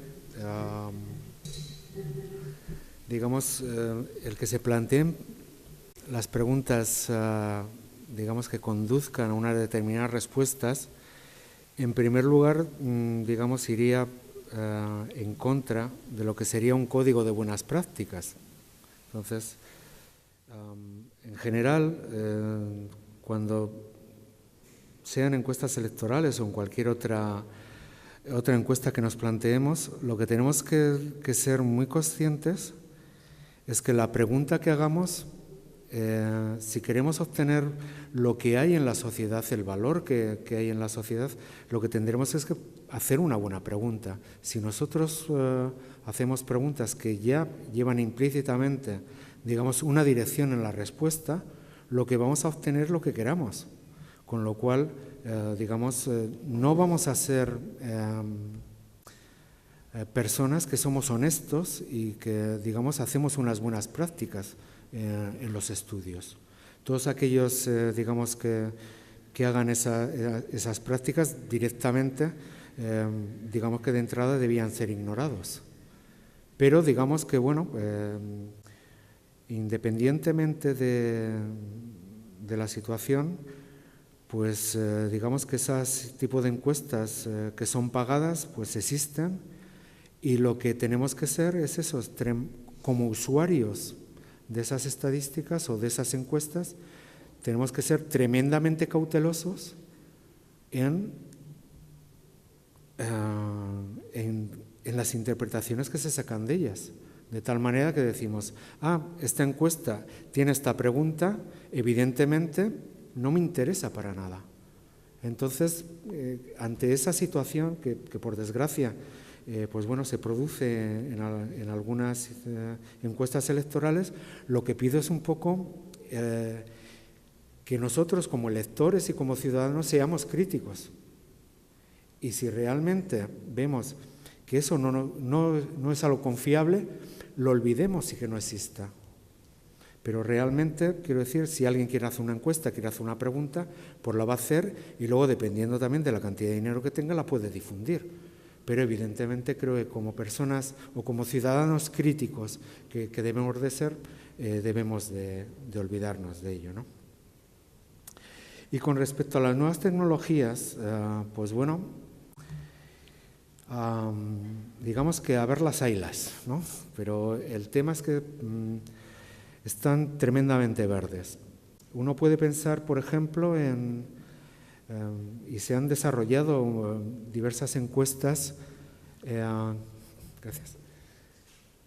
que utilizan Internet, a través de Internet. Pero si tomamos un poco como base la exposición que les he hecho, ¿qué problema tienen las encuestas por Internet? Pues en primer lugar que tienen un problema de falta de cobertura tremenda. Si queremos acceder a la población joven, fenomenal. La mayoría de la población joven está muy habituada, pues eso, a las nuevas tecnologías y, ¿por qué no? Podemos recoger información de la población joven, pero tenemos una falta de cobertura tremenda en aquellas personas que, bueno, pues han llegado tarde a toda la revolución tecnológica que ha habido de comunicación y, por tanto, pues bueno, de esas personas va a ser muy complicado conseguir información. Y en segundo lugar, pues bueno, el tema está en cómo hacemos la selección. Determinadas, digamos, páginas o redes sociales, si me permiten, tipo Facebook, LinkedIn, etcétera, pueden proveer, digamos, el listado de correos electrónicos de las personas que pertenecen a ese grupo y entonces, pues bueno, hacer una selección. Pero ahí, como vuelvo a decir, tenemos un problema de cobertura. Es decir, si hay personas que quieren estar en Facebook, es porque quieren estar en Facebook. Y si hacemos la selección en base a listados de personas que están en esa red social, estaremos excluyendo a los que no están en esa red social, con lo cual vamos a tener problemas de análisis. Ahora bien, podemos hacer lo mismo que se hace en otras encuestas de opinión. Decimos, bueno, recogemos información de lo que podamos y luego después ponderamos. Pero digamos que inicialmente las nuevas tecnologías no tienen bien resuelto cuál es el problema de selección y tienen, como aunque sea un poco RQR, repetirme, tiene un problema muy grave de falta de cobertura. Lo que sí se puede hacer a lo mejor son algunos seguimientos tipo panel, pero en general, digamos, la gente es bastante infiel, si me permiten utilizar la expresión, cuando se les pide que continúen durante un tiempo. Normalmente las encuestas que he visto por Internet y que inclusive el Centro de Investigaciones Sociológicas ha realizado, lo que hemos visto es que en lo que es la primera oleada, por decirlo de una manera, hay una colaboración estupenda, y en la segunda oleada el 50% de la gente que nos ha colaborado en la primera y nos decía que sí, muy bien, que colaboramos en la segunda, no colabora. Con lo cual, si ya teníamos un problema de cobertura inicial, luego ya tenemos una falta de respuesta de un grupo que puede tener ciertas características. Con lo cual, digamos que vamos a ser cautelosos con las nuevas tecnologías. Se están haciendo trabajos, pero digamos que inicialmente tenemos que tomarlo con cautela. Bien, bueno, ¿le hacen alguna otra pregunta que están bastante referidas a las cuestiones que ya he explicado, pero en todo caso se las transmito, aunque pienso que parte está ya contestada, ¿no? ¿Cómo evitamos el tipo de sesgo en las preguntas? ¿Y cuáles son los tipos de preguntas válidas en una encuesta? Simples, de doble entrada, etcétera. La otra cuestión es ¿por qué los hogares o las personas se niegan a ser encuestados? Si hay un problema de desconfianza. Y las encuestas a través de las redes sociales, si pueden tener un nivel de confianza alto si tienen una muestra grande. Yo creo que están bastante ya vistas con lo que ha comentado anteriormente. Sí, pues simplemente, si eso redundo un poco en la respuesta, para evitar, digamos, el sesgo, lo que primero tenemos que hacer es ser honestos en el planteamiento de las preguntas y, como ya digo, y luego por un lado y por el otro lado, ser críticos con lo que estamos leyendo o nos tratan de vender. Lo mismo que, si me permiten la expresión, pues eso, nos dicen, pues eso, el resultado electoral es tal, es verlo como si queremos comprar una bolsa de naranjas, que queremos comprar naranjas porque nos gustan las naranjas y en ese momento están estupendas y confiamos en ese producto, comprémoslas. Pero si no confiamos en ese producto, olvidémonos de ello, seamos críticos como ciudadanos. Entonces, pues eso, que se pueden evitar, pues sobre todo con honradez. Digamos que sí que inclusive en algunos casos, algunas preguntas pueden estar mal formuladas. Es decir, el investigador que quiere plantear una pregunta está en su despacho, hace una redacción de la pregunta y, bueno, él piensa que es la mejor redacción de la pregunta. Pero luego después vamos a hacer la encuesta y entonces vemos que esa pregunta no funciona. Entonces, lo que sí se suele hacer, y es muy recomendable siempre para cualquier encuesta, es hacer un pretest del cuestionario.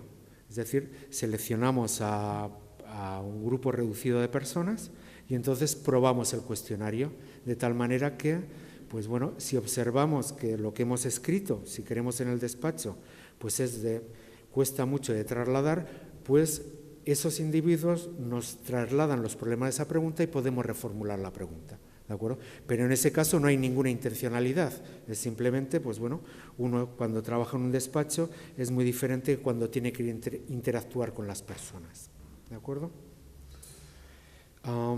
Entonces, pues bueno, las preguntas, pues digamos que siempre pensando en el entrevistado, porque al fin y al cabo, cuando nosotros hacemos unas preguntas, tenemos que pensar que esa pregunta nos la tiene que entender cualquier persona, independientemente de su nivel educativo, de su situación profesional. Cuando hacemos una encuesta de opinión, todas las opiniones son válidas. O cuando preguntamos sobre la situación laboral en la EPA, todas las familias tienen su valor. Con lo cual, pues eso, lo que tenemos que hacer es hacer buenas preguntas que las entienda todo el mundo, porque si no, pues lo que vamos a tener es problemas de respuesta en esas preguntas. Y si tenemos problemas de respuesta en esa pregunta, ¿qué es lo que vamos a tener? Pues problemas en las interpretaciones cuando hagamos las estimaciones. Con lo cual, pues bueno, creo que un poco pues puedo responder a esa pregunta. Y simplemente un detalle, cuando hablamos de la falta de colaboración en los hogares, digamos, las razones son múltiples. Desde problemas de desconfianza, pues eso, que te llaman a la puerta y uno desconfía de quién puede haber al otro lado de la puerta, hasta si quieren problemas de hartazgo con la propia sociedad. Es decir, yo voy a facilitar estos datos para que el gobierno tome decisiones y luego después el gobierno, pues eso, está, como es por desgracia la situación ahora mismo en España, pues no nos está proveyendo de los servicios públicos. Entonces, ¿yo para qué voy a colaborar si luego después el gobierno me está dando problemas? Entonces, hay toda una cantidad de elementos que inciden sobre la encuesta, sea la desconfianza, el que esas encuestas en general son para el gobierno y estás un poco harto del gobierno, más cuestiones podrían ser, Bueno, muchas de las incidencias que se producen en una encuesta no son por falta de respuesta, son incidencias que es que no hay contacto. Es decir, que hay una parte de incidencias que se producen porque el entrevistador, cuando ya ha hecho el contacto, el entrevistado que ha seleccionado no le quiere responder, pero la mayoría de ellas son porque o no logra hacer el contacto, a pesar de que el contacte con una persona no es la persona que corresponde a la cuota, por ejemplo, de edad, sexo, o en el caso de Perú, al nivel socioeconómico, y la mayoría de las veces sencillamente es porque la casa está vacía, porque los barrios muy ricos, los porteros o las urbanizaciones no te dejan entrar, y a veces en los barrios muy pobres porque el entrevistador, bueno, pues tiene muchas veces, en fin, complicaciones en cuanto a su integridad física de meterse en ese tipo de barrios, ¿no? Por tanto, algunas veces no se producen los contactos, ahí se produce una buena parte. Y luego hay otra parte, pues que puede ser porque en el caso no tanto de las encuestas del Centro de Investigaciones Sociológicas, pero sí las encuestas del INE, pues son enormemente pesadas. Son encuestas con muchos datos. Perdón, ¿me estaban oyendo de todas formas o no? Son encuestas con un montón de variables en las que preguntan muchos datos de carácter socioestructural. Entonces la gente pues se cansa mucho de estar respondiendo cuántos son en casa, cuánto dinero gana, si tiene lavadora, cuántos metros cuadrados tiene la casa. Entonces, bueno, pues resulta que ahí viene una buena parte. Sí que quería incidir, aprovechando que he tomado la voz y el micrófono, bueno, la cuestión de los sesgos, ¿no? Porque, o sea, yo creo que ustedes están muy influenciados por el tema de Perú, ¿no? En general, en América Latina, en fin, las encuestas no son muy confiables. Hay dos cuestiones que son los sesgos que se producen en las preguntas, los sesgos intencionales en las preguntas. Bueno, esto es una forma muy fácil de evitarles. O sea, a pesar de que las preguntas, evidentemente, es una labor que hace el investigador, que se sienta en su despacho y elabora la pregunta y tal, lo cierto es que la mayoría de los investigadores que trabajamos en comportamiento electoral, porque la pregunta la que han hecho va por esa vía, por la vía electoral, la mayoría de las preguntas en el mundo están estandarizadas. Es decir, nosotros preguntamos lo mismo en todos los sitios. Por tanto, preguntamos lo mismo en España, en Portugal, en Francia, en Estados Unidos, en Argentina y en Brasil. Entonces, si uno quiere evitar los sesgos, los números tienen valor porque tienen dimensión comparada. Si no, no tiene ningún valor. Decir que el 37% opina no sé qué, si no hay una dimensión comparada, no sirve para nada. Y, por tanto, la mayoría de las preguntas de carácter socioelectoral, de carácter político-electoral, son preguntas que existen, están en las bases de datos y, por tanto, tienen tradiciones algunas de 30 y 40 años. Con lo cual, si uno quiere no introducir sesgos, pues bueno, tiene que introducir dimensiones comparadas de preguntas que vamos repitiendo y haciendo de forma rutinaria durante muchos años y que algunas veces, cuando vemos que funcionan mal, pues evidentemente modificamos esa pregunta, ¿no? En el caso de la mayoría de los países de América Latina, el problema fundamental de por qué hay periódicos o grupos de interés o lobbies, etcétera, que encargan, producen y difunden encuestas, está relacionado por un problema básicamente de mercado, y es el mercado de las consultoras. Claro, en Europa no existe ninguna consultora propiamente de opinión pública. Las consultoras son de muchas cosas, son consultoras de mercado, que parte de su negocio es parte de opinión pública, y es una parte muy pequeña. Pues hagan una idea, en España representa el 5% de todo el volumen de negocio de una consultora. O sea, el 95% es mercado. Por tanto, ninguna consultora se va a prestar en España o en Francia a hacer una encuesta falsa o a hacer una encuesta sesgada o a dar unos datos que no son, porque pone en juego su marca, su prestigio. No va a decirle, oye, le vendo mi encuesta al comercio, a tal periódico para que salga, porque pone en entredicho su prestigio. ¿Y cómo pone en entredicho su prestigio? Porque la mayoría de las encuestas electorales tienen un día que vamos a saber si son ciertas o no, que es el día que son las elecciones. Y, por tanto, si hay una encuestadora que continuamente produce encuestas que fallan, pues evidentemente la parte de mercado, que es la parte realmente de su negocio, se le viene abajo. Claro, cuando tenemos en países donde realmente las consultoras de opinión pública viven exclusivamente del mercado electoral, pues evidentemente ese es el problema, porque viven realmente de vender continuamente encuestas, muchas de ellas con muestras muy pequeñas, con preguntas realmente muy sesgadas y demás. ¿Cómo los ciudadanos podemos hacer una labor crítica? Bueno, pues lo primero, que los códigos de conducta que en cada uno de los países tienen, lo primero que hay que pedir es que cuando leemos nosotros como ciudadanos una encuesta en un periódico, primero que tenemos que buscar la ficha técnica. Si esa encuesta no tiene ficha técnica, no lean la encuesta. No la lean directamente, sáltense la hoja. Porque si no, además, cuando leen la letra pequeña, resulta que se van a encontrar que es una encuesta de Internet. O es una encuesta hecha porque hay unos tipos que han llamado al periódico, a la radio, ¿no?, que es muy típico de gente que llama, ¿no? Y dice, no, y entonces nos sale que el 67% opina o que ha votado a través de Internet o nuestra página web. Eso no es una encuesta. Eso no es ninguna encuesta. La llaman encuestas, pero no son encuestas. Por tanto, lo primero, cuando leemos una encuesta, es buscar la ficha técnica, tamaño muestral, nivel de error, qué empresa la ha hecho. Porque tiene que haber una empresa. Si esa empresa está asociada a los organismos internacionales que tienen control de calidad de las encuestas, si está asociada a Vapor o alguna de las organizaciones internacionales, si tiene algún tipo de control de calidad. Bueno, eso es lo que tenemos que ver.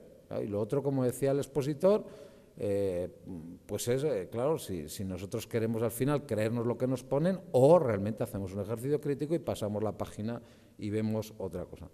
Y en cuanto a las nuevas tecnologías, ya aprovecho, ya digo todo, pero me voy a quedar con las ganas. En cuanto a las nuevas tecnologías, lo cierto es que no han aportado nada al mundo de las encuestas. Nada, absolutamente nada. Las nuevas tecnologías desde la perspectiva de las redes sociales. Otra cosa es que las nuevas tecnologías se han aportado al proceso de producción, captura y transmisión de datos. Porque evidentemente la gente que tiene unos desarrollos tecnológicos potentes en sus empresas, por ejemplo, por la captura de datos o la grabación de datos, pues es mucho más ágil que los modelos tradicionales, donde uno iba con el cuestionario, luego manda todos los cuestionarios a la central, en la central graban todos los datos, no sé qué, no sé cuántos, tal.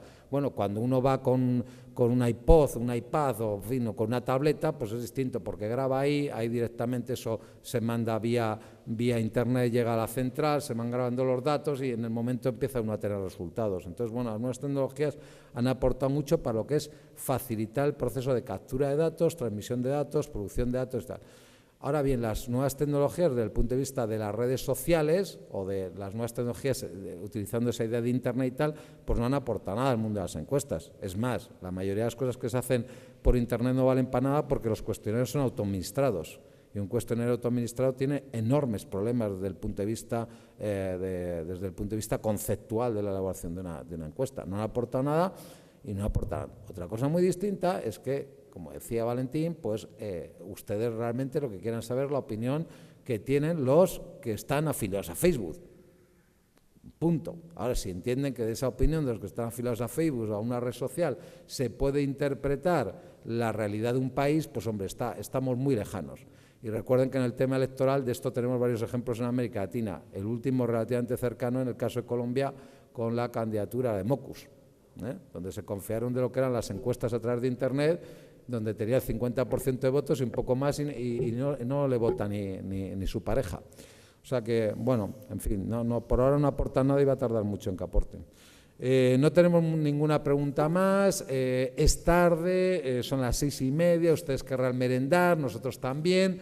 Muchísimas gracias por su participación, espero que nos volvamos a ver aquí en la escuela electoral, en las cátedras electorales, y espero que la conferencia les haya servido por lo menos para iluminar alguna cosa sobre las encuestas de opinión pública y el diseño muestral de las mismas. Muchísimas gracias, que pasen una buenísima tarde.